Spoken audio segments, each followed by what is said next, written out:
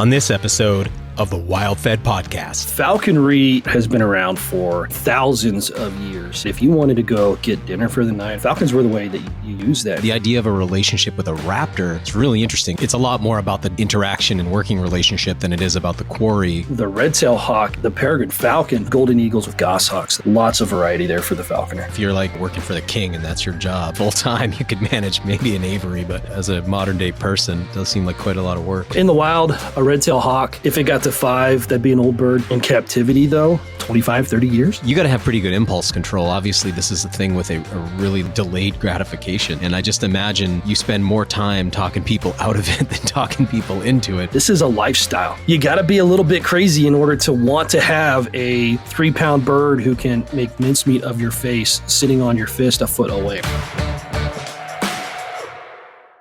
Episode 123 of the WildFed podcast, Falconry, Hunting with Birds of Prey with Everett Headley, is brought to you by Surthrival.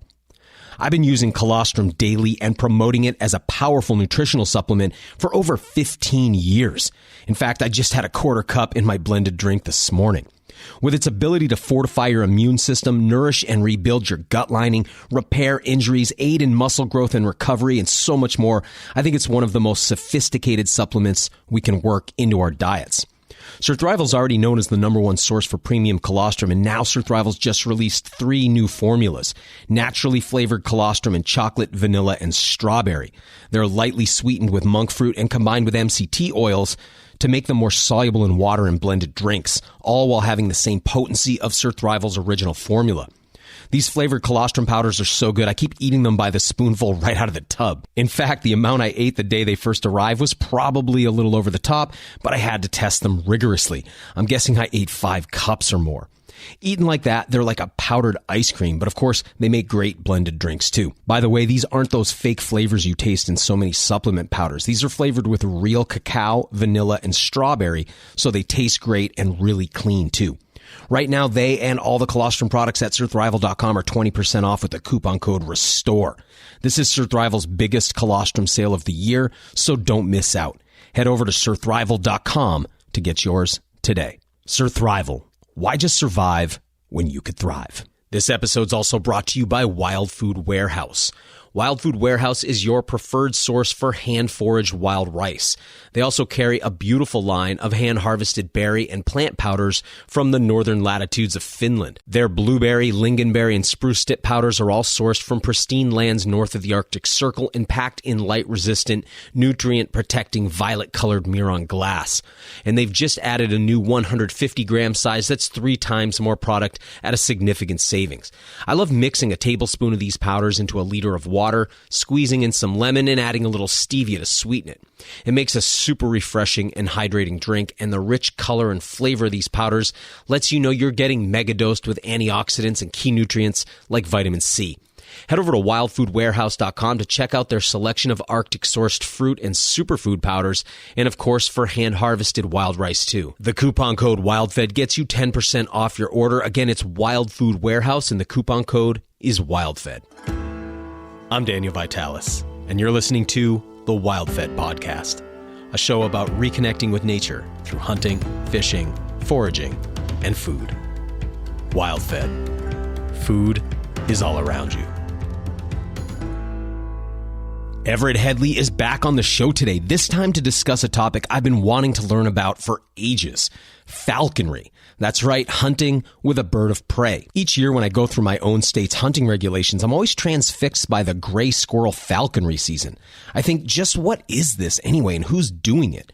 Well, Everett is here today to give us a primer on what falconry is, who does it, and how. And of course, we're going to learn a lot about these birds too. One of the big takeaways for me was prior to shotguns being widely available, this was a really efficient way to hunt birds. Of course, today, it's more of an art form being kept alive by folks who want to maintain this ancient hunting relationship with wild raptors. A lot of hunters, upon first learning about falconry, think I'd like to try that. And of course, I'm one of them. So in many ways, this interview gives us a real glimpse into just what it takes.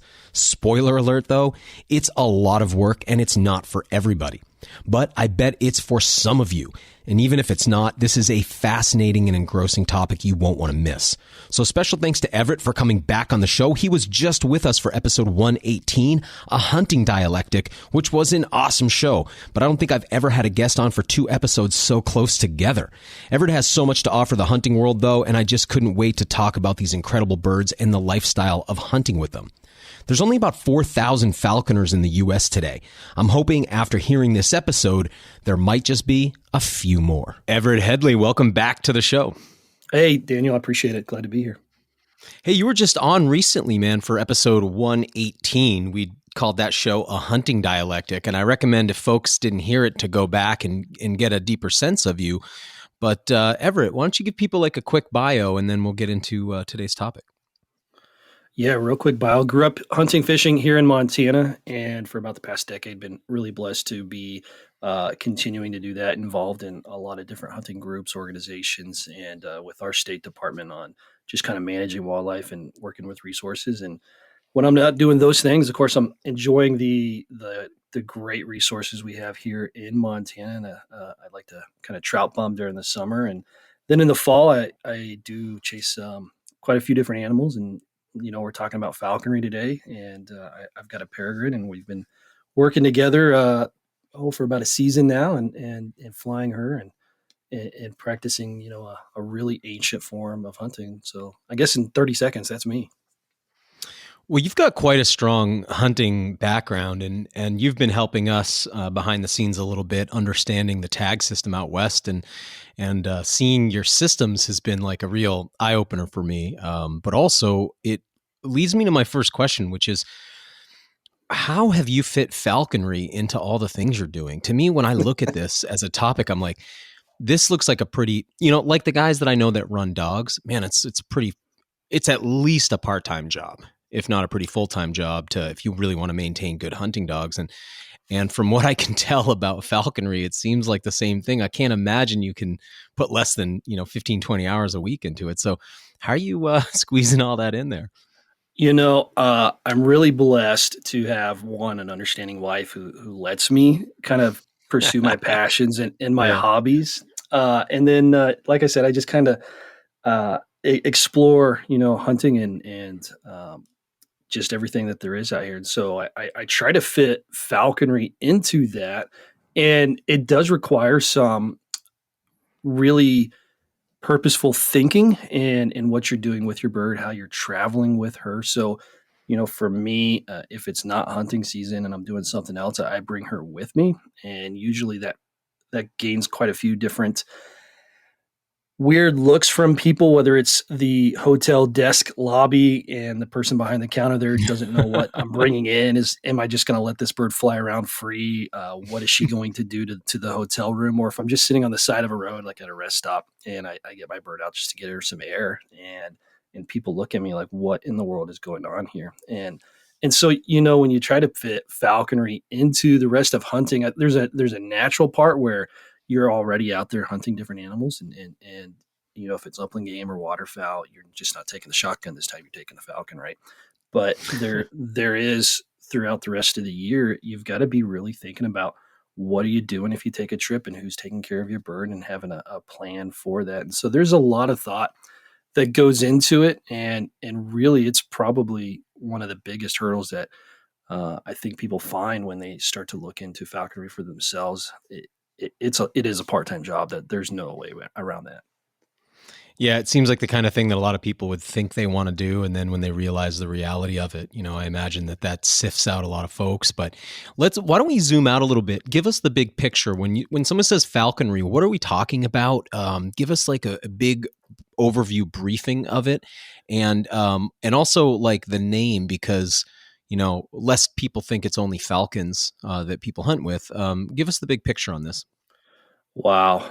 So falconry as a sport has been around for a very long time, thousands of years. And if you look back into from the 1500s on, with the advent of gunpowder, falconry really became an obsolete hunting tactic.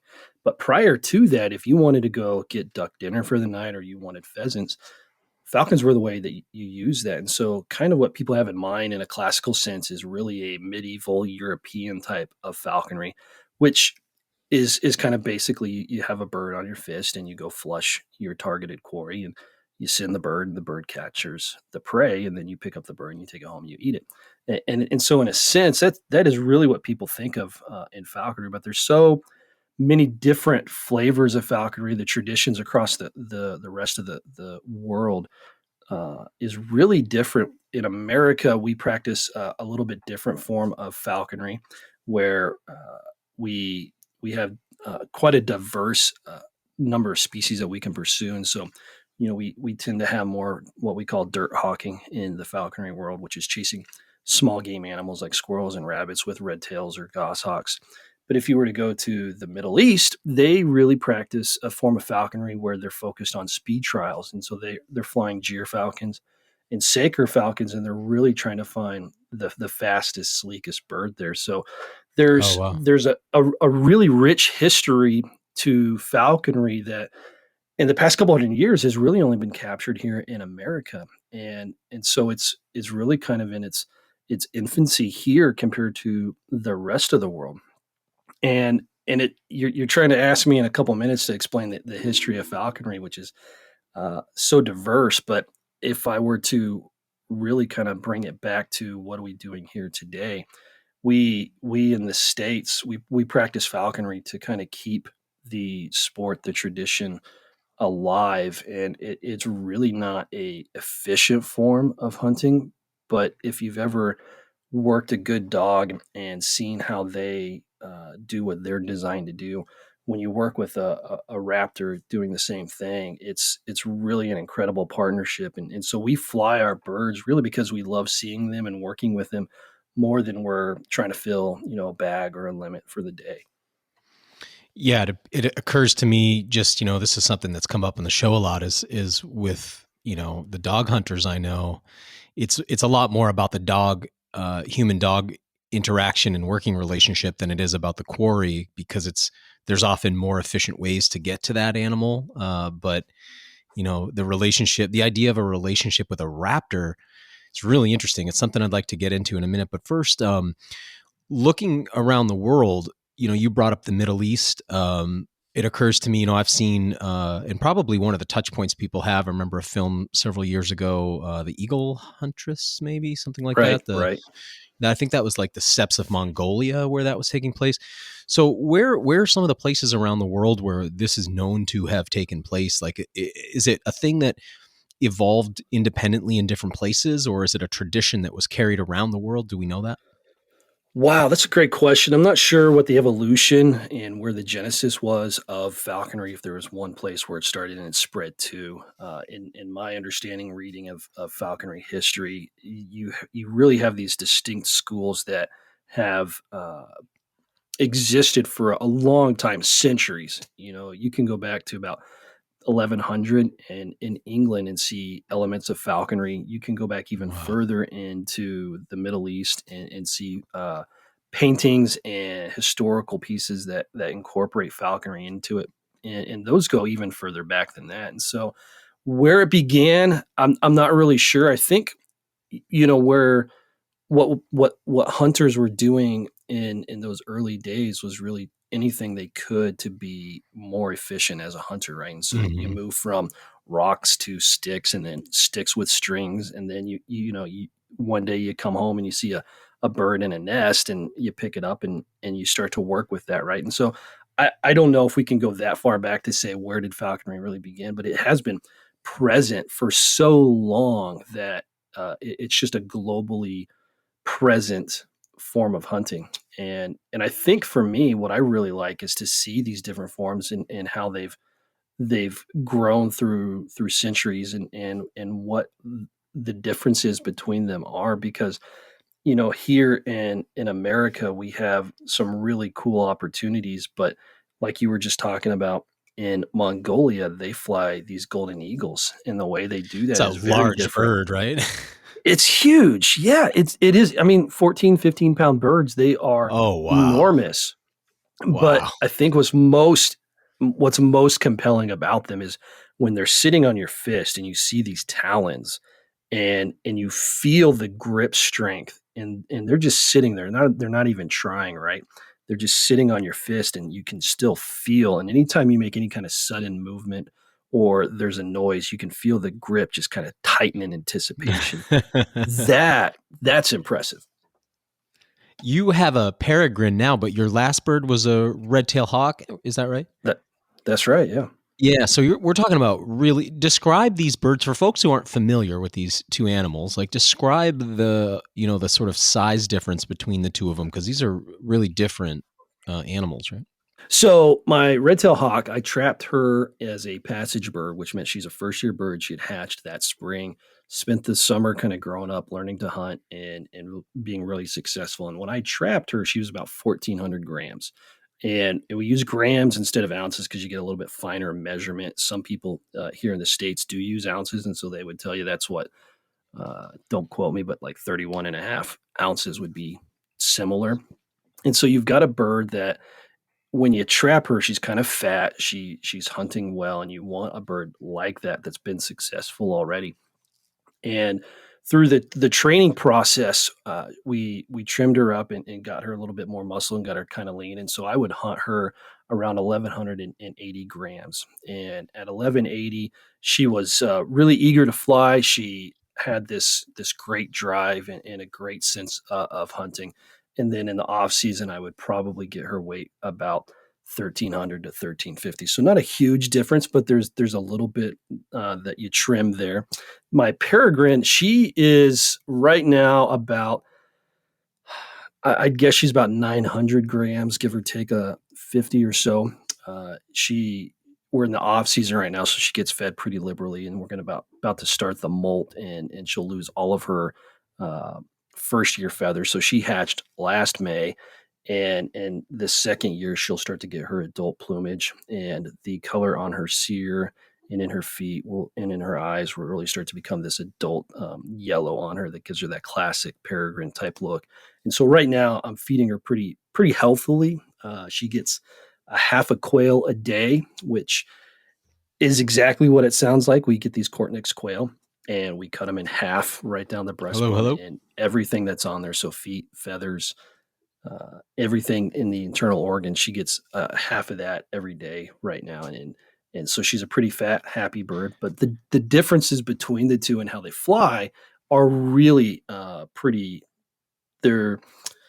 It's a good example of just how contrasting within falconry things can be. So the red-tail hawk is a bird that you would put up into a tree up high, and then you would be the bird dog. And so you would go around looking to flush game, usually rabbits or small animals, and she would then use that height advantage to gain the speed that she would need in order to come down and capture that prey.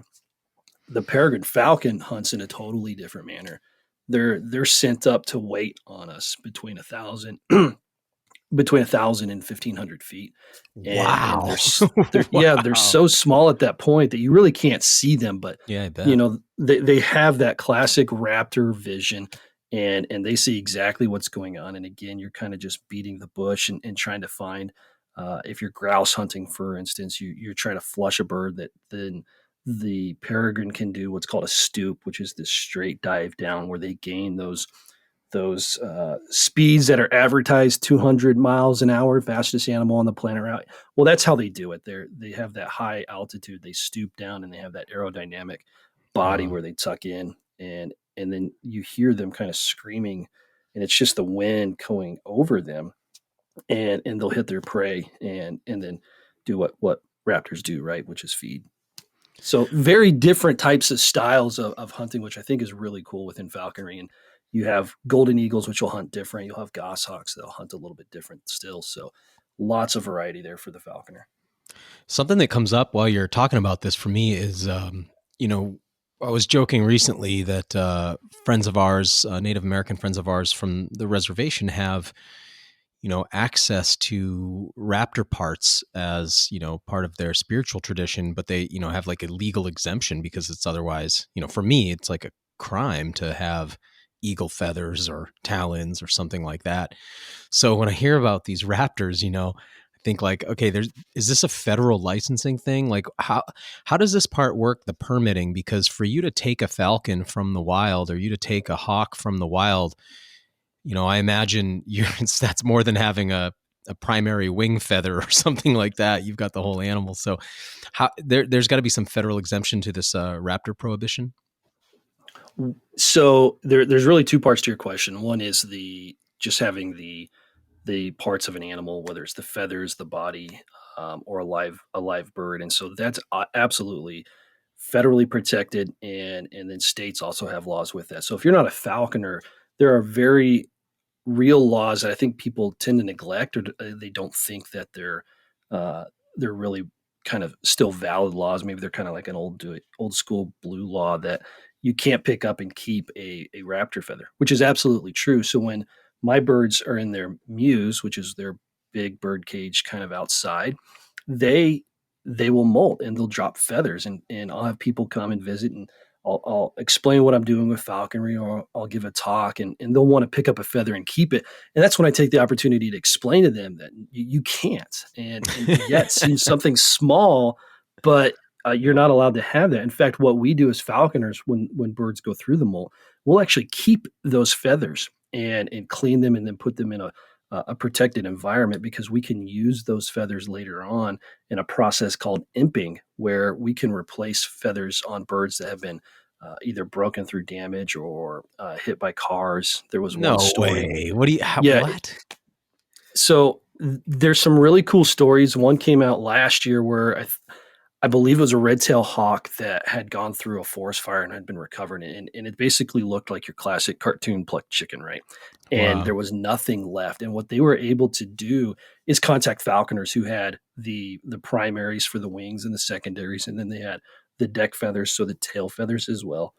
And they were able to use the shaft of the feather, which is hollow, and use a small wooden dowel. And they can take that and then put that into, using super glue, they can use that small dowel, put one end into the replacement feather, the other end into the part on the bird that's still present. And they can actually get a bird to fly and utilize those. And so it's really important for us as falconers to keep those types of things. And I have Grinnell's molt from a few seasons in boxes, and those feathers they're labeled, they're numbered, so I know which one it is in case something like that happens again. We have several raptor facilities around Montana and around the Northwest that if they were to call me and say, do you happen to have this particular feather, and it's important which one it is, whether it's a first or a second on the primary, or is it a center deck feather on the tail, or is it one that's on the end, they all have a different shape, and that really does affect how they fly. And so you want to make sure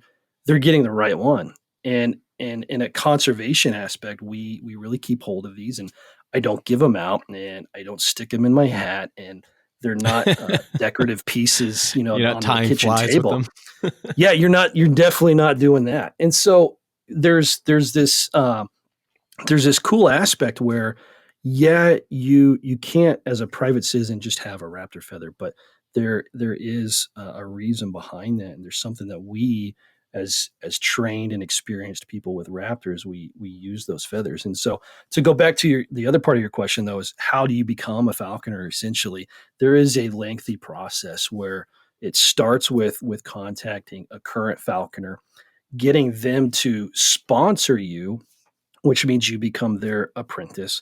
There's a test that each state will provide to you. There's an inspection process of your facilities and then what we call furniture, which is all the trappings of equipment that you might need to be a falconer. So vest, leash, lure, things like that, where you have to have all of this together. And a game warden will come out, inspect all this, sign off on that. And if all that goes through and you've passed your test and your sponsor has signed off on everything, then you're allowed to procure a bird. And you can either do that through trapping a wild bird, or you can purchase a bird that's been captive bred. And there are a few more regulations based on the state that you live in, but that's essentially the entry into falconry, and that's all before you actually have a bird on your fist. So there's obviously some expenses that you'd incur in putting all that together. And then I was listening to your podcast an episode you did about this, and I believe you were saying that there aren't really study guides, and all the states have different tests, and like it's not so straightforward as a lot of other things. Now, is that because they're trying to make it sort of prohibitive, so that folks who aren't going to be serious and follow through get involved, or is it just that it's such an obscure activity that it's less organized than, let's say, your hunter safety course would be?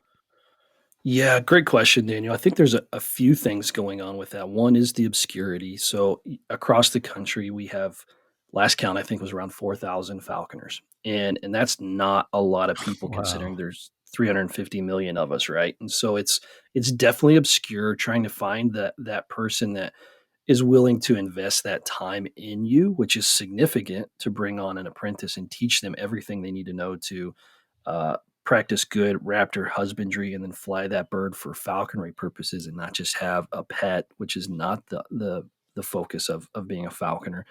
And then there is such an incredible amount that you need to know. If you were to go to your local vet and tell them I have a red-tail hawk and she's losing weight and I'm not sure, they might be able to give you some rudimentary things to look at. But by and large, your average companion animal vet is not a raptor or an avian practicing vet. And so Right. you have to know these things on your own. And and there's so much to that. And as a falconer, you really want to make sure that your birds are kept in great health. And so you're looking for all these subtle changes that can happen in a very quick moment. They have such high metabolisms that a bird could be fine one day and then the next day it you're moving to a moment where that bird's not going to make it. And there's this observation that you have to continue to have on the bird, daily weighing, sometimes twice daily, to make sure that you're keeping good care of her, but you're also wanting to use her for what she's designed to be, which is to fly and chase prey. And so all of this kind of comes together. And these are things that you have to know in order to pass the falconry exams. Mm. In some states like California and the California Hawking Club have done a great job of providing a study guide for that, but that's specific to California. There are a several pages in Montana where we have to know the law that relates to falconry, and there's no excuse there, right? If you didn't know it, you can't just skate by on that. These are things that you really have to understand and know that govern how many birds you can have, what species, when you can fly them, and what's required of you if you're ever asked to produce your license, your permit, or an inspection of your mews, which can be done every year. And so all of that comes in this nice package where if you're trying to become a falconer, it's kind of difficult to break in. And you referenced that podcast, and one of the things I really wanted to do that is to be able to point to people a resource that here's how you do it. The number one question I get is how can I become a falconer? It's a great question. I love to answer it, but it's one that it's nuanced and there's quite a bit to it. And so what I had in mind when I recorded that episode was to just basically, and it's a little shameless, right? You're plugging your own podcast, but just go here, listen to this, and then when you're done with that, come back and talk to me and Well, see if plug the falconry is something podcast for you. so people know the name of it, and I think you should plug your podcast, obviously. Well, I appreciate that. So I host a podcast called Venery and Veritas, and Venery is an Old English word meaning hunting, and of course Veritas, I think people know it means is truth. And so the focus of my podcast is just exploring some of these issues that a little bit more obscure, nuanced, or controversial within hunting. There's definitely a philosophy twist to it as well, and so falconry is something that I, really passionate in my place. It took me a long time to become a falconer. My initial sponsor passed away during my apprenticeship, so I basically had to start over. And it took me several years to find a sponsor that was even willing to help me become a falconer. Did you And consider giving up during that time? Like, were you dead set on this, and this was just nothing was going to stop you, or did you waver in the process before you actually got there? no, my personality, I don't know how to really do things halfway, and I don't know how to just Yeah. kind of give up on things. And so when I've got an idea, come high water or something else, I'm going to find a way to get to it, right. And it took me a while, but I kept pursuing that. And I think people do that with the things that they're passionate about. And for me, my life is really centered and focused on hunting and enjoying the outdoors. And I don't know a better place to do it than Montana, where I grew up, right? And so I think falconry was just a natural progression where, I've been hunting with a rifle, I picked up a bow, I picked up a muzzleloader. Well, what's next? And falconry was just kind of ripe for the picking, right? It was right there. But how do you get into it? And, people read My Side of the Mountain, or they watch the Eagle Huntress, or they see something on TV or Nat Geo, and they think they want to do that. But there's no, howtofalconry.com website. There's so little that's out available Right. to find that. And so it took me a little while, but once I got hooked, um, it's a ride that I hope never really stops. There's so much to it. And, I've had birds for several years now, and I still have this awe about them, whether they're sitting in the mews or they're on my fist or they're flying. I have a webcam on my bird just so I can continuously check in on her and see what's going on. And I'll find myself just pulling that up and making sure she's okay, and just marveling at the partnership and who she is. And just, again, how they are designed is just perfect for their role in this world.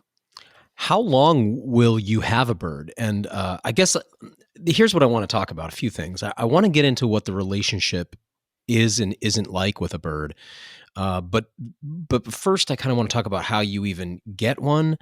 I don't know I don't know if it came from that movie we were talking about, why I'm picturing people like rappelling down cliff sides to nests and stuff like that. But that's obviously not how you're doing that today. So I want to talk about how you get them. But first, if you could just tell us, because this isn't like obviously something could happen. The bird could have a medical issue, disease type issue. I'm sure birds sometimes just take off and abandon the relationship. I'm sure they can be killed during a hunt. I'm sure a lot can go wrong, but assuming it doesn't, how long does this relationship last? Because it isn't permanent, is it? We'll get right back to the show in a moment, but first, Season 2 of our TV show WildFed is now on the air. That's right, 10 new episodes are airing on the Outdoor Channel Monday nights at 7:30 p.m. Eastern and again at 10:30 p.m. Our third episode aired this week, featuring our trip to the Standing Rock Reservation in North and South Dakota, where we hunted a bull bison with our friend Travis Good Bullman Condon on the largest native-owned bison ranch in the country, and harvested choke cherries for a traditional Dakota meal prepared by a community elder. It's a truly beautiful episode with some really powerful moments. In next Monday's episode, we're headed to Newfoundland, Canada, to experience the wild foods of that remote island province. Our host, of course, is none other than Laurie McCarthy, longtime guest and friend of the show, host of the new Canadian TV show The East Coast Forager, and one of Canada's most celebrated wild food personalities. It's a really fun and eclectic episode as Laurie takes us to location after location to experience all the island has to offer. Hey, if you don't have cable, and let's face it, most of us don't, you can watch the show live as it airs on friendlytv.com. That's spelled friendly without the vowels, FRNDLY TV.com. That's how I watch the show too. You can get a free trial subscription if you want to watch this Monday's episode, and after that, it's just $6.99 a month. Here at WildFed, we're so proud to have our second season on the air, and we really hope you're going to tune in either on Outdoor Channel or friendlytv.com. Now, back to the show. If you talk to a falconer, they'll tell you any day that you come home with your bird is a good day of falconry. There's so much that can go wrong, whether it's predation from a larger raptor, so golden eagles or gray horned owls are really a problem. Oh, wow. They can't see barbed wire when they're flying as quickly as they are, and so maybe they hit a fence, and there's something there that's fatal, or flying into a car as they're chasing an animal, that's a real possibility too. You have canines and wild felines that can also be, just something happens, right? And so there's so many different things out there that are outside of your control that you really try to maintain a really tight rein on the things you can control, like the health of your bird, when you fly, the elements that are going on. So the environment, windy days or days when there's weather that's not really conducive, you're very protective of your bird. And so any day you come home with your bird is a great day of falconry, whether you've caught something or not. But the question you asked about procuring a bird, how do you really start that process? depends on where you are in your falconry career. It depends on where you are in a state as well. There's really kind of three main ways. One is you can trap a wild bird. Two, you can procure a wild bird from a breeder, so that these captive bred birds, which is where Freya, my peregrine, came from. Or you can have somebody who already has a bird transfer a bird to you. And so there's again a lot of regulations that you really need to make sure that you're following. And again, no, you can't claim ignorance for any of it. You really got to know your skill, your craft, and the things that govern all of that. But Grinnell, when I trapped her as a wild bird, she had never seen anybody up close, I'm sure, and we presented to her a small rodent in a ball shotry trap, which is a small wire mesh type cage that has weight on the bottom and then these fishing line nooses all around it, several of them, dozens of them. And the idea is when the bird comes down and tries to grab the prey, she gets caught in these nooses and with her feet, and she can't fly off. And that's how we caught Grinnell, which was my RedTail Hawk. How much bycatch is there? I mean, anything could come for that mouse, right? So are there a lot of other birds that get captured, and then do you have to determine that it's a first-year bird, or how does that part work? So when you set your trap, you have already found an animal you've seen from either on a telephone pole or you see one flying. You've put that trap out there, and then you're going away, 100, 200 yards, a short distance, but far enough that that animal or that bird won't be distracted by you or afraid to come in, and you keep watch. You don't abandon the trap at all. You're not driving away and getting a burger and then coming back and seeing what's there. So there's really not any bycatch. The only bycatch that, yeah, almost right. But if you're trapping for, say, a red-tail hawk, you might get a Cooper's hawk come down, or you might find a goshawk, or even sometimes a kestrel. And so those are all raptors and animals that you or your sponsor would have experience handling already. And it's rare when that happens, because if you're in the area and you have an animal that's your target species, but then you also have something that's similar but not what you're looking for, you would probably not throw that trap down. And the bycatch is, again, really minimal. But once you've trapped that bird, there's a process that begins right then, where you're trying to minimize the stress on the animal, and you're hooding that bird immediately. So placing that classic looking hat, so to speak, on the bird. And raptors are such a visual animal that when you take away that input, that vision input, they calm down almost immediately. Wow. Kind of like even in that new captivity they're experiencing. Yeah, well, I mean, they're still stressed, and they're not sure what's going on. They're being handled. They think that they're going to die, right? And so when they can't see, there's very little that they can really do. Their feet definitely still operational. Those talons still sharp, right? But you're making sure that you handle that bird. Because I think I saw a photo of your earlobe sliced in half and stitched together. That was actually Grinnell got a little bit excited one time, came in a little bit hot, and she was flying to my glove and ended up nicking my ear. And I say nick, she split it open with her talon. Just to illustrate how sharp those actually are. Huh? Yeah, they're sharp. They're sharp. And the fun part was when I took I put her in her muse, and I'm holding my ear, and I knew instantly that this thing was going to be gushing. It was all the way through. And so I went to the emergency room to get a couple of stitches. And the questions I had to answer ranged from, is the bird attacking you? Is it still there? To some people thinking, a red tail is a type of bow, and somebody shot a bow at me. It was kind of fun, and I ended up getting a few stitches, and I have this permanent reminder now and of my red-tail hawk, but also just the moment you let your guard down, or you feel like there's a complacency, these are real predators that the partnership that you developed is tenuous, and it's based on your ability to help them feed, right? And so if you become a poor hunter, or you're not helping them to be successful, and they don't see that benefit, or you stop respecting the power that they have in their feet and in their talons, it's a great reminder that things like that can happen again. So yeah, once you release a bird to hunt, is it common that they just don't return? And how long from that time when you capture that bird to your first flight? Great questions. So we trapped Grinnell, and that day we had her standing on the fist, which is really important for the anatomy and the physiology of the bird. She needs to be upright and able to stand on her own. One of the things that you are responsible as a falconer when you trap a wild bird is to know if it's a passage bird or a haggard. So is it a first year, or is it a second year plus adult bird?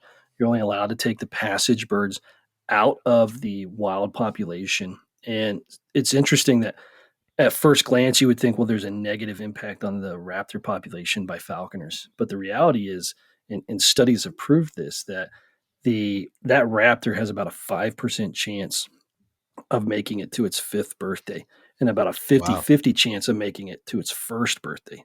So there's a high mortality rate there, where the raptors that we take out of the wild population, I would say the vast majority are released. You have the option to keep that bird forever if you wanted to. But if traditionally an apprenticed bird, you'll keep it for 2 or 3 seasons, and then you'll release the bird back into How the long do wild. they live? Oh, good question. In the wild, a red-tail hawk, if it got to 5, that'd be an old bird. 6, 7 Okay. would be a really old bird.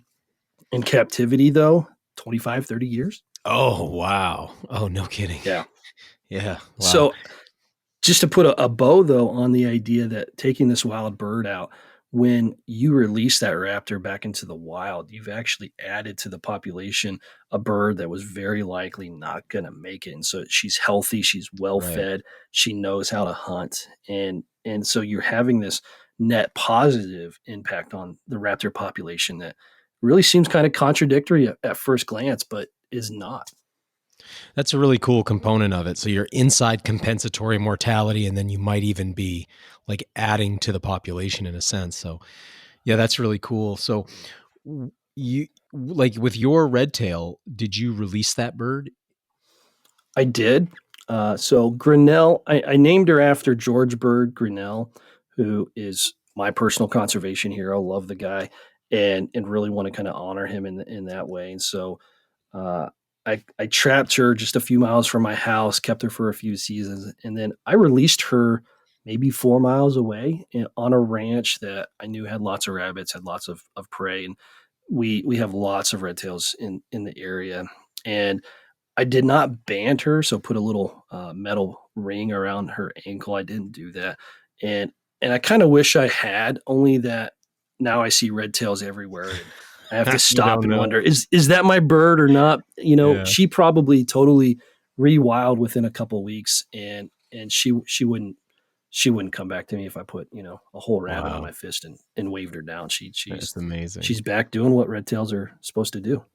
So yeah, I think something people are probably really wondering is about the relationship, because those of us who have dogs, you're dealing with something that there's real communion there. There's empathy between the two of you. There's real love you can feel.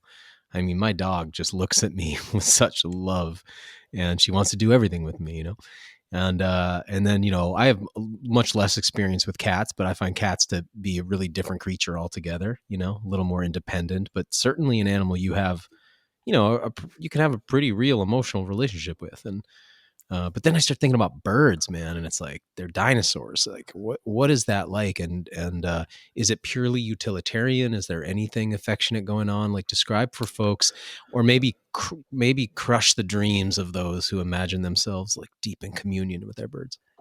Yeah, it's not like a dog, and it's not like a cat at all. And And I definitely think the emotional component to the relationship is one-sided. It's all about me and the affection I have for this bird because of the time you've invested and again, just this sense of awe that you are this close to a perfectly designed predator that will allow you to handle or be intimate in these hunting situations. And so there is an emotional part to the relationship that you can't get past. And I was sad when I released Grinnell, but I also knew that she was going to go make baby Grinnells, and I was really okay with that. Right? I felt this great sense of accomplishment from a conservation ethic that I was okay with it. But the partnership is definitely based on food, and that's Wow. how we train the birds. It's all this positive impact and positive response in this operant conditioning where you start with her on your fist, get her comfortable feeding on the fist, and then you place her on a perch and you ask her to step to your fist. And from there you using little tidbits of whatever you're feeding her and using food as that motivator, you expand that range to the point where she's now flying free. We keep her on what's called a creance while we're training so that we can have control over the bird. But once you get to a point where the relationship has been established and there's a trust factor. Is that like a leash, the crayons? It is, yeah, really small, thin line, generally not weighted too much, just enough that you're able to get a quick handle on the bird. Sometimes they're 20, 30 yards long, maybe 50, 60, Oh, wow. until and that's when you get to what might be if your first hurdle is catching a bird and your second hurdle is getting that bird to eat off your fist and trusting you, then I think the third biggest hurdle is that first free flight. There's this Yeah. great amount of anticipation, right? But it's also very tenuous and you don't know what's going to happen. You've trained for it, right? You've built some trust. You expect some things to happen, right? But this is the moment that the bird can decide, I'm done, and fly off. And our birds have tracking devices on them. So either it's the old school telemetry where you have the antenna in your hand and you're listening for the beep and trying to pinpoint where that bird is, or more recently we have They wear it GPS. like a little backpack or something? Well, they can, or they can wear it around the neck, or on my red tail, she had it on her tail feather, that center deck Wow. feather on the back, and there was just like a little like paper clip that you would snap into it, and that's what my peregrine has as well. And it's this small. It probably weighs an ounce, if that, and has a very small battery in the transmitter in it. And that's what we can use to track these birds. And the GPS that we have today, we can watch how they circle up and fly to their high altitude. We can watch the speeds as they stoop down to capture prey. And if a bird gets either blown off or flies off, then you have the ability to go track that bird down, recall that bird. But when you're doing that first free flight, that's when you know if you're going to be a falconer or not, right? Because is that bird coming back? Is it Yeah. not? And when they do, it's an incredible. Wow. There are so few moments I think in hunting that can really replicate that feeling of anticipation, but also like just release and like a sense of calm where I don't have to worry, is this bird going to come back to me or not? And when you put your fist up, you put that little tidbit and she comes back in and she'll sit there and wait for the next command or wait for whatever you're going to do next for the hunt. That to me is the moment that you live for as a falconer, when that bird chooses to fly back to you. Because we get it with dogs, right? You give them a treat, they're your friend for life. You give a cat the same thing, and 50-50 if they come back to you. But when a raptor says, okay, you're my person, you're the thing I can work with when we're out looking for food, that's a really special moment, right? And Mm. and I it can't be understated enough that that is probably the moment that you feel like I can do this and we can Yeah, do you're a this. team at that point, huh? Right. And it's all How long motivated by food. Go ahead. how long yeah, I'm just curious how long after trapping your bird, let's say that you got your bird through trapping, how long would it typically be until that first flight without that line you were telling us about? Yeah, great question. Really depends on the species and depends on the temperament of the bird. Grinnell, she was standing on the fist that first day. She was eating off my fist the next day, and within 30 days, we were free flying. Wow. And once you're free flying, it's time to go hunt, right? And one of the reasons I released Grinnell was we've had such a downturn in the population of rabbits around here, and it's really not fair to the bird to not have the quarry that she is really designed to chase after. And Hmm. we have squirrels, but I'm not really looking to go chase squirrels with my bird.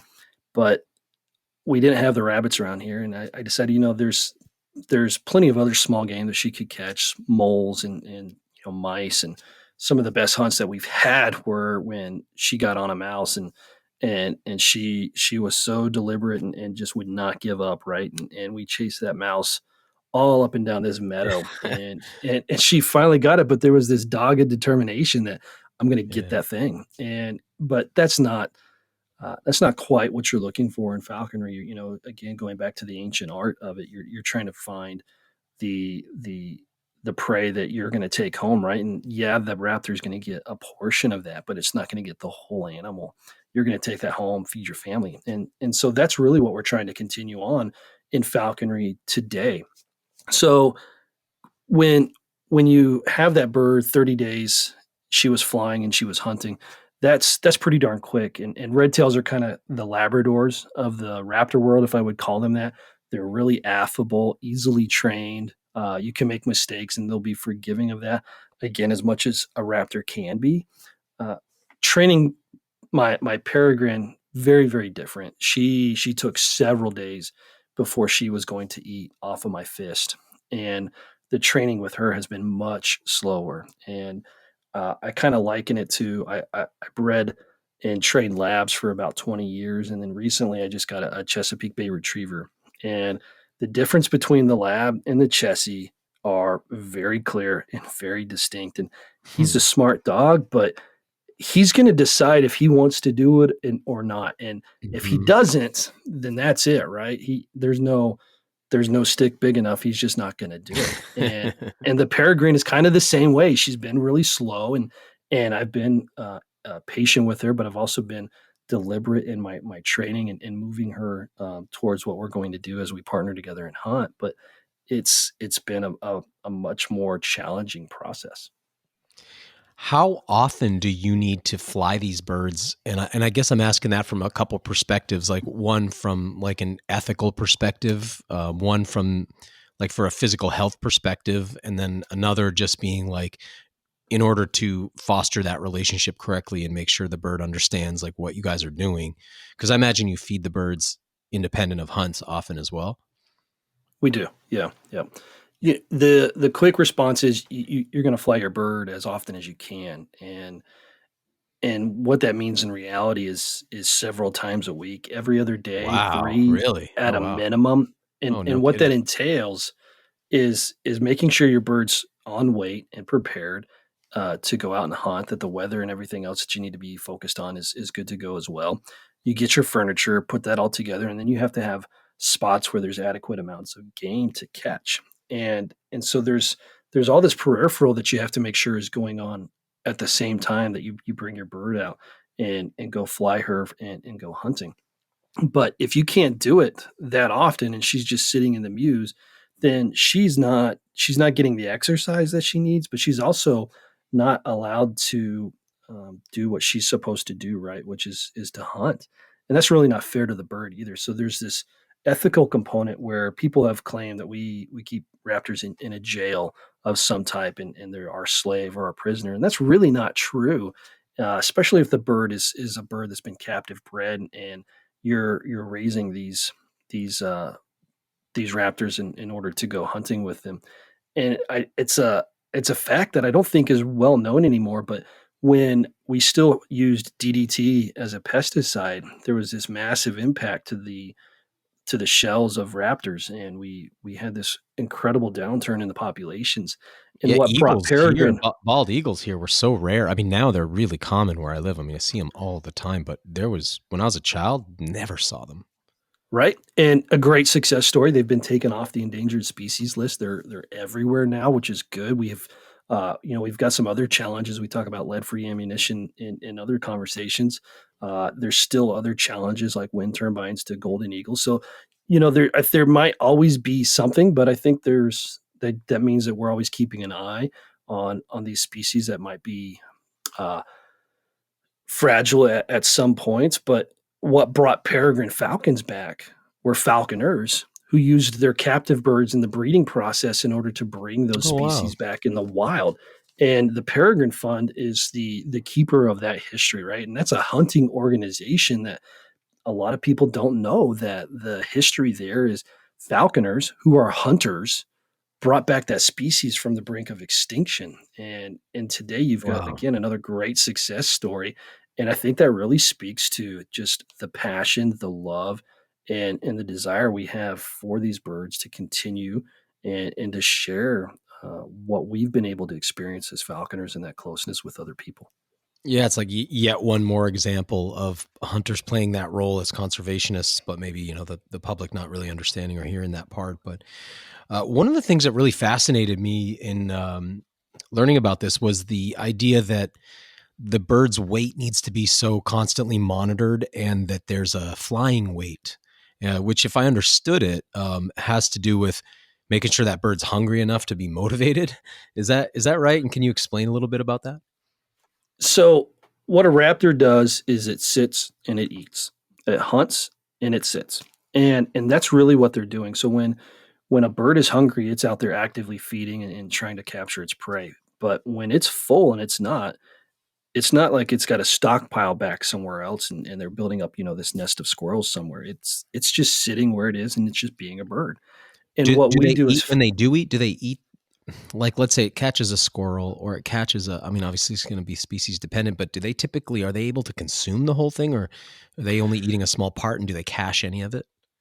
Yeah, they're not, as a general rule, they're not caching it. They're going to feed until they are full, and that means that their stomach is full, but also they have what you might call a spare stomach. It's called the crop, and it's an ability for them to store more food. And so they're going to crop up, as we say, and Mm-hmm. have this kind of Dolly Parton kind of effect on their chest, right, where they're just kind of engorging themselves, and once they've done that, they'll fly to the perch of their choice, and they're just kind of wait until they've digested and put through that food. And again, their metabolism's so high, it may be only a day, it might be two before they're back out and hunting again.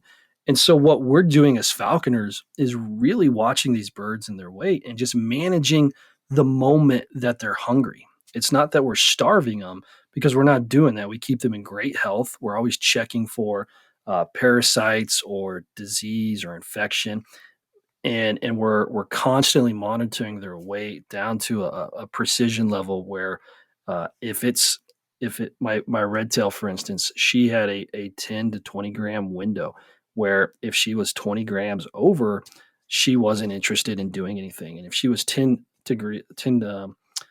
if she was 10 grams under, it was too sharp. She was too keen, as we say. And so I really had this very small window And where what would that lead to? um overly aggressive behavior, I would say, Sure. or sticking to the glove. They associate that glove with food and that reward, right? And so Yeah. they kind of become a little possessive of it, and so they might stick to the glove, and instead of releasing quickly or cleanly to an animal, they might be attached to that. So you're really just managing the moment that they're hungry, and that's not something that is cruel to the animal, because they get hungry in the wild, right? And so when they get hungry, what do? Well, they fly and they hunt and they eat. And that's exactly what we're doing. We're just able to time it in a way that's beneficial for both of us. It's fascinating, the precision necessary. It seems like this is an activity that you'd need to have a personality that can manage those little details to really be part of it, effectively. But let's tell me about once a bird makes a kill, or is it a kill or is it just a capture? And then are they, what's typical? Do you let them feed? Do you transfer out for other food? Like, how does that typically go down? Yeah. Again, depending on what you're doing, time of year, and what you're trying to accomplish with the bird, some people will allow once they've killed that bird. Generally, they've caught it and it's still alive and it needs to be killed. If it's a rabbit, you'll stretch it and put that animal down quickly as you can, because again, you're trying to be humane to the prey animal, but there's also a real danger to your bird as well, whether it's from that animal. Squirrels are kind of notorious on red tails to bite toes off or to bite through the ankles, and so they'll actually put chaps on red-tail hawks and try and protect them as they hunt squirrels. So there's a real danger from the prey side, because that prey is, there's a will to live as well, and and so you're trying to manage that to the best that you can to protect your bird. But generally, the species is that you, or the prey that you're trying to capture is still alive, and so you'll go up there, dispatch the, and then you will But allow the bird's that all bird. entangled with it, or like what does Oh that yes, actually look like? yeah, Can you yeah. describe like walking up on a typical scene so I can get a mental image of it? So we'll call that bound. They're bound to the prey animal, and what you'll see generally when you walk up to a bird on a prey animal is their wings will be spread, kind of covering it, and we call that mantling. And what they're Yeah. doing is really just trying to hide that kill from other predators, but from also other birds that might try to swoop in and Wow. steal that kill. And so the mantling there is really normal, and they'll be bound with their talons into the prey animal, and and then you'll see their mouth open, the beak open, the tongue kind of out, and again, just a sign of adrenaline kind of pumping through their Wow. system, right? Because they're doing what they're supposed to do, right? And I mean, we all as hunters get excited, and this bird is, I think, no different in that regard. And you'll walk up to the bird, and depending on what, if the animal is dispatched, you might pluck some feathers off in the breast area and allow that bird to feed. Or if it's a rabbit, you might kind of cut it open a little bit and let it feed on the inside, the entrails. Or you might transfer that bird using a small tidbit or a small piece of the animal to your fist, and allow that bird to feed on your fist now, and then you'll kind of move the rest of that prey species into your bag, into your vest, So if you and were then you'll hunting take. for if you were looking to take food home for the table, you'd do something like that. Yep, you would transfer that bird back to your fist, and then put the rabbit or the bird into your vest. And are you done for the day at that point? Can a bird make multiple kills in a day, or it's like kind of a one and done a day? What, most of the time, it's a one and done, but you can fly a bird multiple times, and it really depends, again, species. So some people who are flying red tails they're kind of this quarterback. They're almost indestructible type of bird. And if you've got a bird that has that kind of drive, and you're managing the weight and you're managing how it feeds on those first kill and the successive kills, yeah, I've seen and heard of guys catching 2, 3, 4, 5 rabbits a day. That's kind of a lot. Generally, in when you look at uh, antiquity and you see these mews, they would have dozens of birds, and generally they would kind of treat them as like a one-shot gun, and they would fly a bird, catch their duck or their pheasant, and then they would go and have 5 or 6 more birds waiting behind them in the cart, and they would switch out the bird. And what that allows you to do is have a fresh bird up, right? And so that bird's the first bird that had expended that energy has now been able to go back, and you're rotating them through, and that's how you would catch enough pheasants for the king's table. And you might want to do 20, 30 birds in a day, Wow. so you need multiple birds to do that.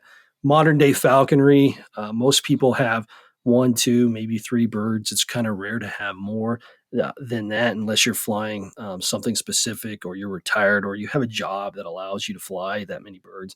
One to 3 birds is really quite a few, because again, you've got to fly that bird multiple times through the week. And if you're successful, maybe that trip's only an hour. But if you go out multiple times and you get skunked every time, you're talking, 3 to 4 hours at a time, and not getting anything. That's a lot of time that you have to expend. And so you really want to make sure that there's enough for the bird, but also you have to do that time management for yourself.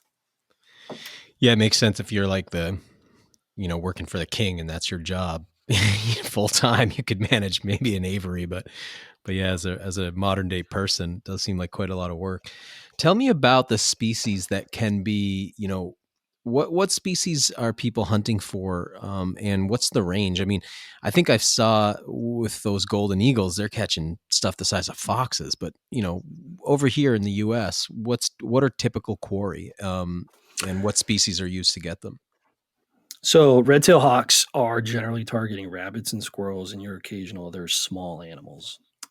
A peregrine falcon, generally you're targeting. If you're out west, it's going to be grouse. That's kind of the king animal there. If you're Oh, on the you're going to eastern be getting coast, grouse with your peregrine. you can. Yeah, sage grouse is a No common. way. Yep. Wow. You can also use a goshawk to catch sage grouse. Okay. But the kind of classic Western American falconry is a peregrine flying on a sage grouse, and sage grouse are big birds. They're bigger than the falcon, and that falcon can take that bird out, which is really cool to see. If you're flying a golden eagle, which is really rare, and there's quite a bit that governs possessing and keeping a golden eagle. And I work with some studies in Wyoming on monitoring eagle depredation and then trapping nuisance golden eagles and either transferring them to falconers to use in falconry, or we try to drive them several hundred miles away and release them somewhere else. And again, just trying to mitigate the the farmer who has animals that are being depredated by these eagles and still trying to maintain a What kind of high. farm animals would that be? Yeah, generally it's lambs, sheep. So Wow. these guys, they're on the scrubland Wow. and the sage sea of Wyoming, and they'll run just kind of free range several hundred sheep. And during the lambing season in the spring, you have these nice, small, defenseless, delicious lambs, right? And the golden eagles know that. And so they will fly there and they'll predate on these birds. And what we're trying to do is document these depredations. And there's a process that we go through, and we bring in Fish and Wildlife Services, and they verify if it was an eagle kill or not. And then if it is, those ranchers can now get a permit um, to move these golden eagles or trap these eagles. And so it's beneficial to falconers to be part of that process because there's quite a bit you have to go through just to be a falconer. There's even more to become an eagle class falconer, and so you're Oh trying to yeah. help the falconry community in that way and document that and and get more golden eagles to use in falconry. But you're also helping that landowner, right? Because they need to be able to survive on the land too and be stewards of the land. So there's that element too. Are there could could any raptor be trained in this way? Are there limitations like can a bald eagle, can a harpy eagle, can an owl, like are there any obscure birds that people have successfully run like this, or is it typically within a set kind of group of species? Yeah. So again, in North America, we have our own kind of flavor to falconry, which tends to be on these medium to smaller raptors, with the golden eagle being a fairly rare exception to that because of the National Golden Eagle, Bald Eagle, and Golden Eagle Act. I think it was in '72. Uh, Bald eagles are prohibited from being used in falconry, but around the world, bald eagles are used. However, Wow. again, you're going back to what's the natural drive or the instinct of that raptor, and bald eagles tend to be more scavenger kind Mm-hmm. of birds or even Right. fish based. And golden eagles, though, they're the perfect predator. They are incredible birds. My personal dream is to eventually become an eagle class falconer and fly Oh, a golden cool. eagle. All right. It's what I want to do. But the around the world there are a lot of different species, and I think if you were to dig far enough, probably every raptor species has been used in some way for the sport of falconry.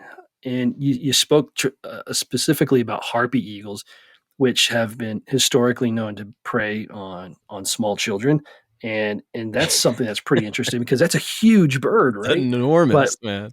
but we Terrifying don't use looking. those here in North America because they're uh, I think they're an endangered species, but don't quote me on that. but they're definitely not allowed to be used in falconry. But you ask about the most obscure.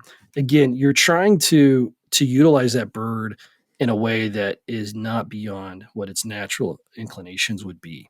So I know of a guy that's using osprey Wow.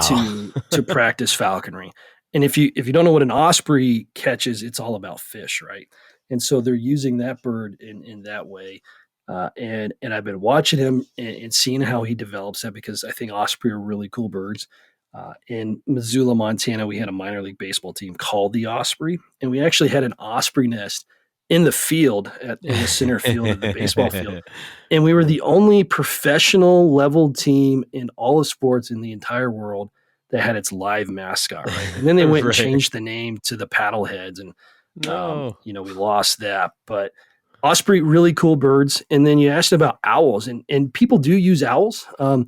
Great horned owls are a really efficient predator for sure. One of the top predation concerns for turkeys is actually great horned owls, and so they can do what they need to do. Owls are known to be silent, and they're also known to be nocturnal for some of them. So there's some challenges there where you have to overcome and figure out how to effectively use that bird. But people have used owls, right? Night vision goggles, thermal imaging, and an owl. That's how I want to do it. Oh man. I want to go back. We were talking about, I feel like I kind of got us off there, but we were talking about what birds people use for different species and what species are possible. And I just wanted to touch on the waterfowling, because that seemed to be another one that, was it the goshawks that they focus on waterfowl? So yeah, goshawk is actually a corruption of the Old English goose hawk, and it kind of got shortened. And so what they were really designed to do, or what they were used to do, was capture geese. And you had the old chicken hawk, which has now become the kestrel, and the peregrine was actually called the duck hawk. And now so you can see what it was used for. And so you can use the peregrine or the goshawk usually for waterfowl hunting. And again, that's a different type of hunting where you'll send your if you have a peregrine, you'll send her up to wait on you, and then you'll try to flush birds off of the water. But ducks aren't dumb, right? And so they'll know that bird is up there, and they don't want to get off the water because they know that they're safe there. Wow. And the moment they take off, they know that peregrine is going to come down at them.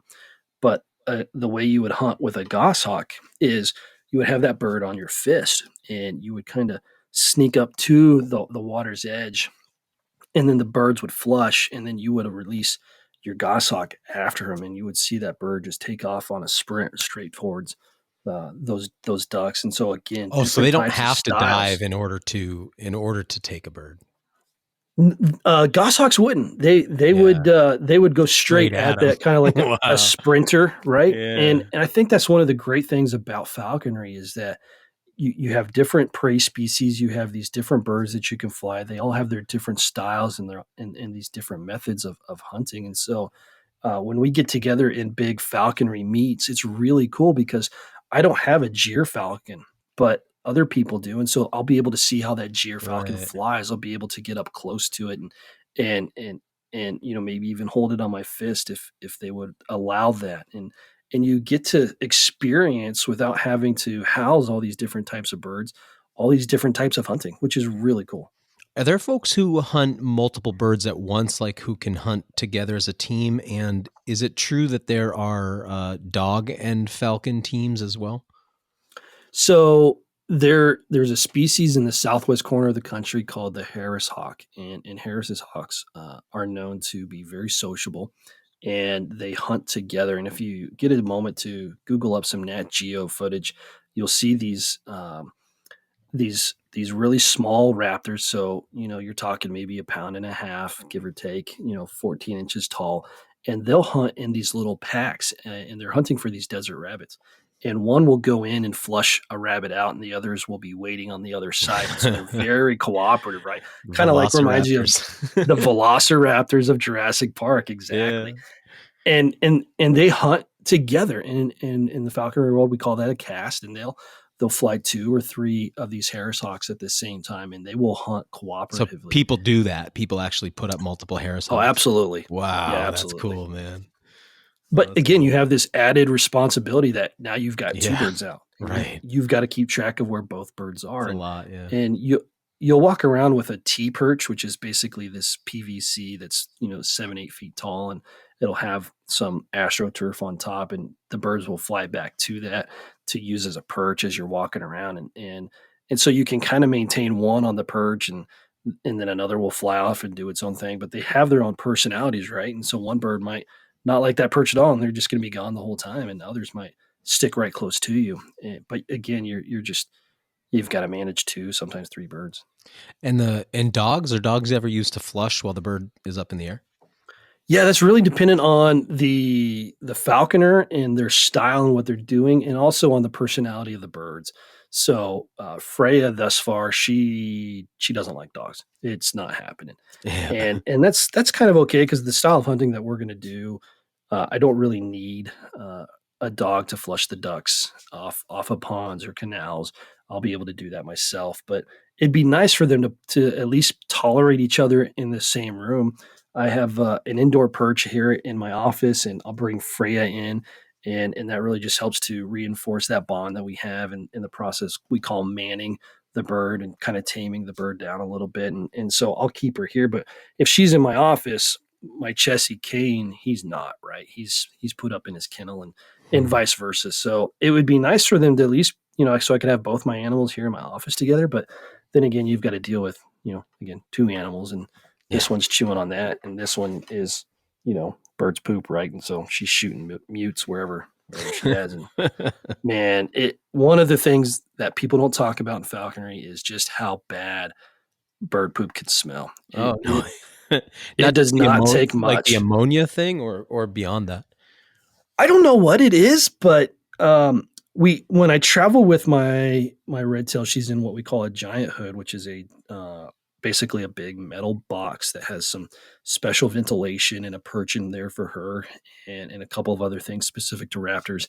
And I can tell the moment that she mutes, and if we're not cracking the windows, we're stopping the truck and just kind of waiting for things. It's bad.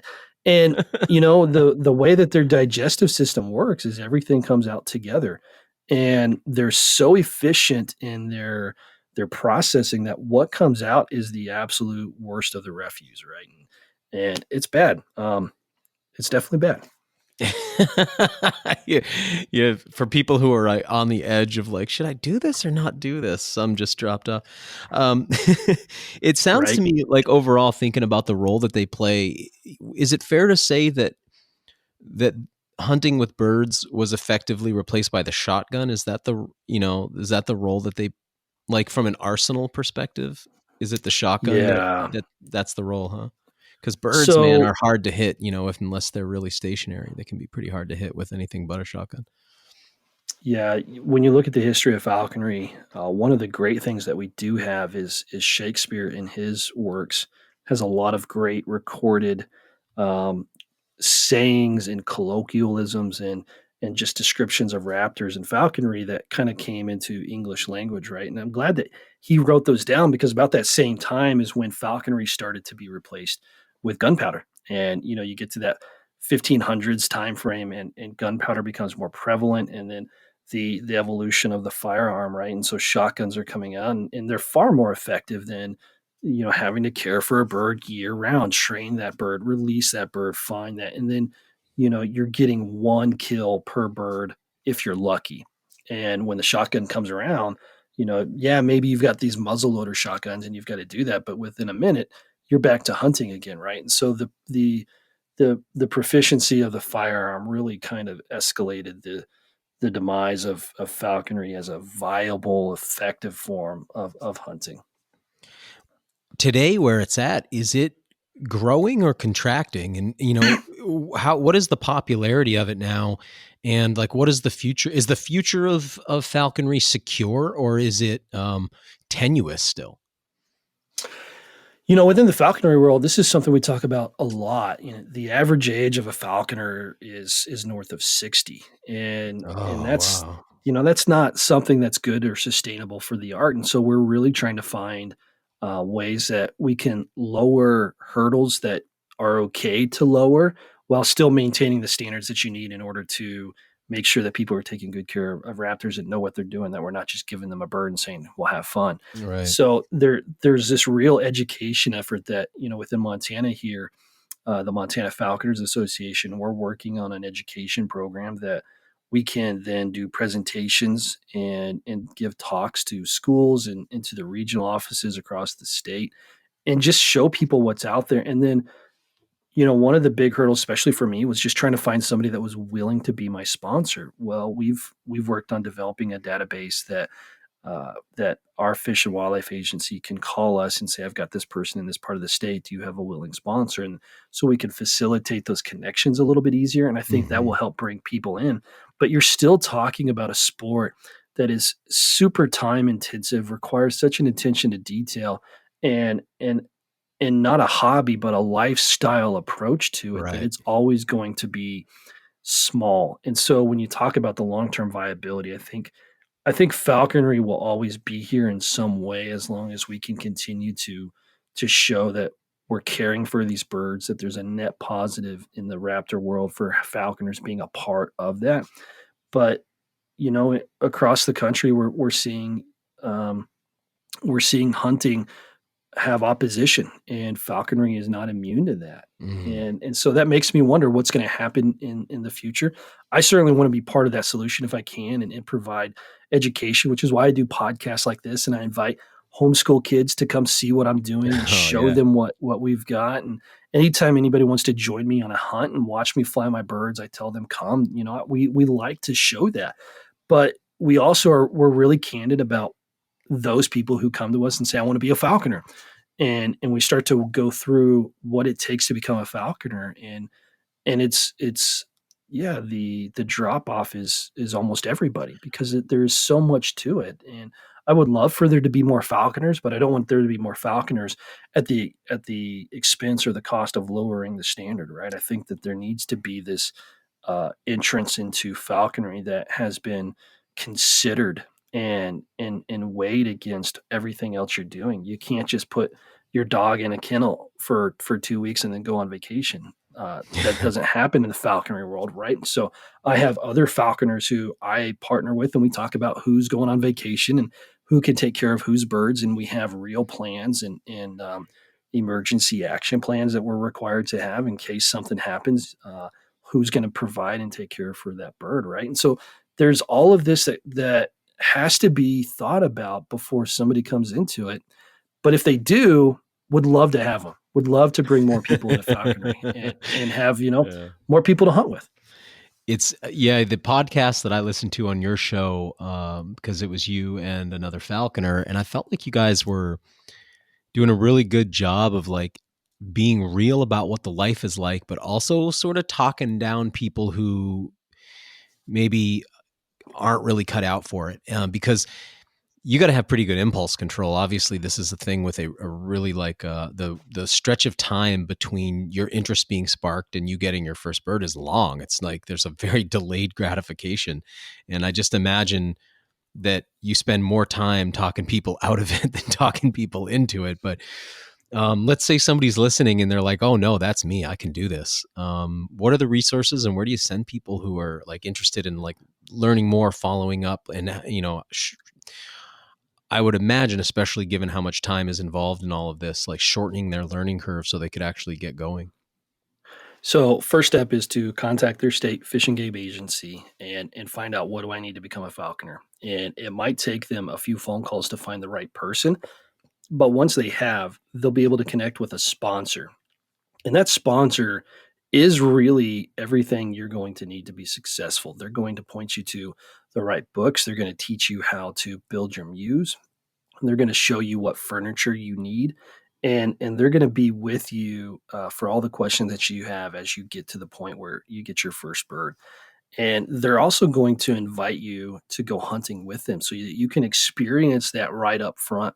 And in some states, they have what they call a pre-apprentice program, where you'll spend a year with another falconer, just getting to know what's going on with being with being a falconer, and it's much more informal and low key.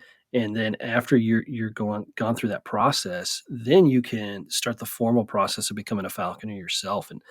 And I can't emphasize enough, it's a long term thing. And your first 3 years as a falconer, you're an apprentice, which basically means that you get one bird and you're very limited in your scope of what you can do. And your sponsor has a great amount of say in what happens next. In fact, in order to go on to the next step, which is called a general class falconer, your sponsor has to sign off on that.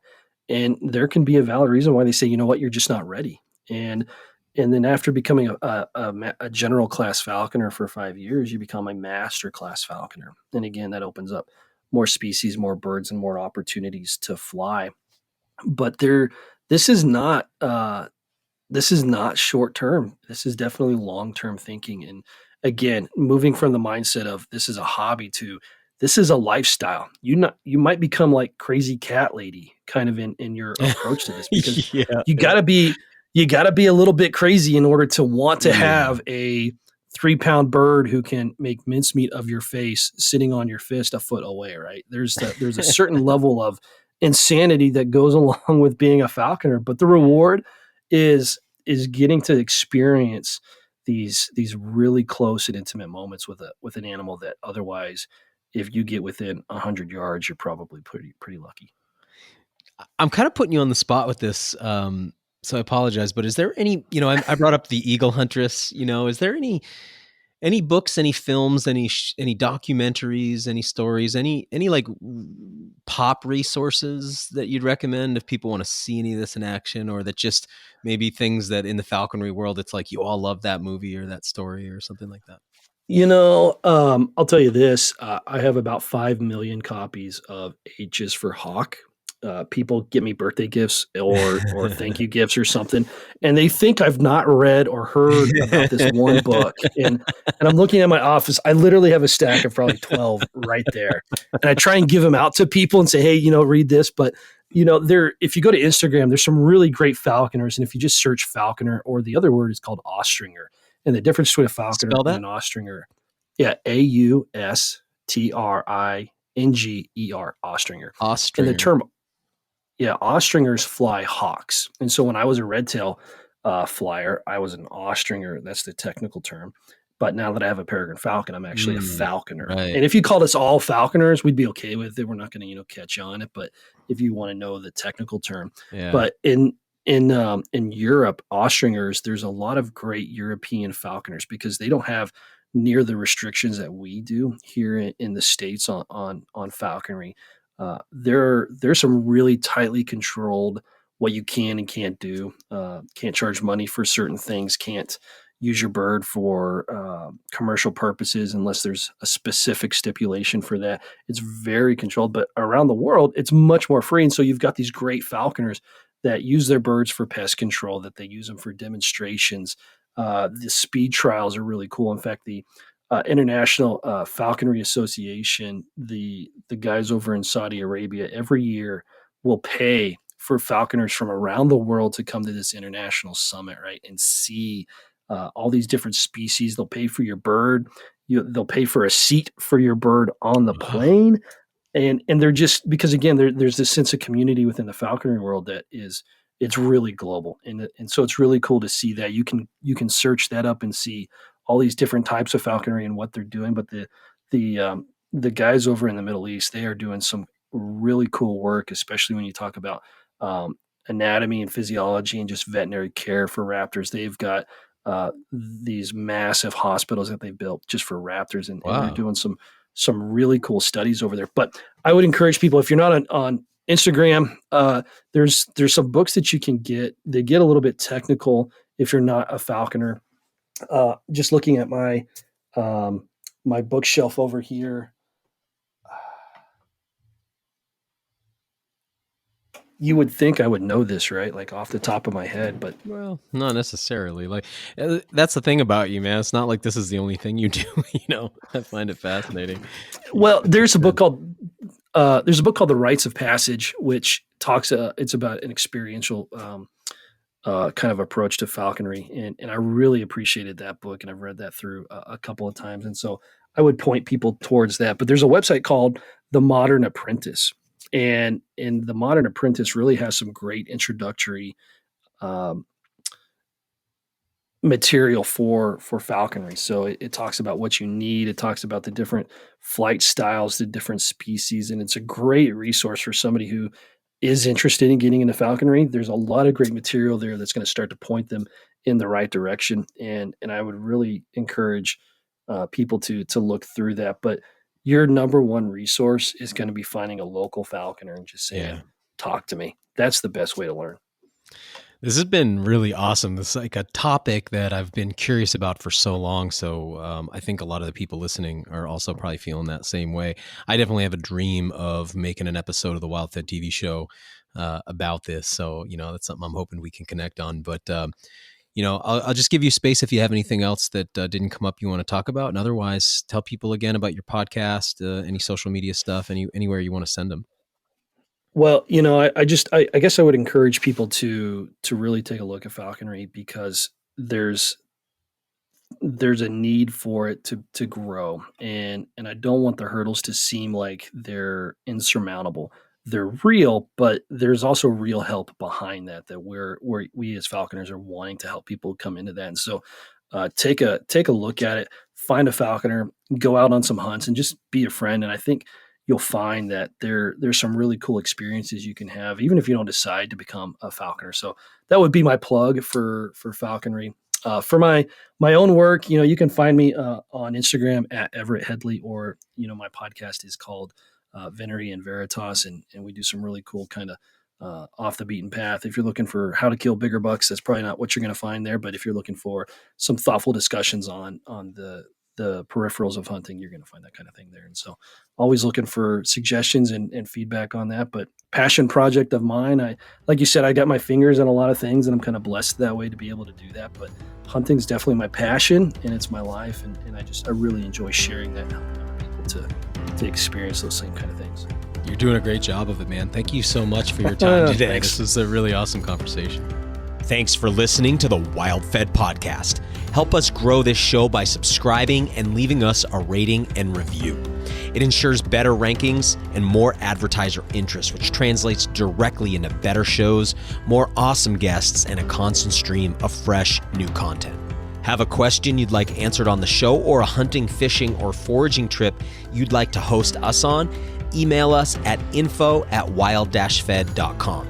If you still haven't seen season 1 of the WildFed TV show, you can go to myoutdoortv.com, grab yourself a free trial subscription, and then check out all 10 episodes.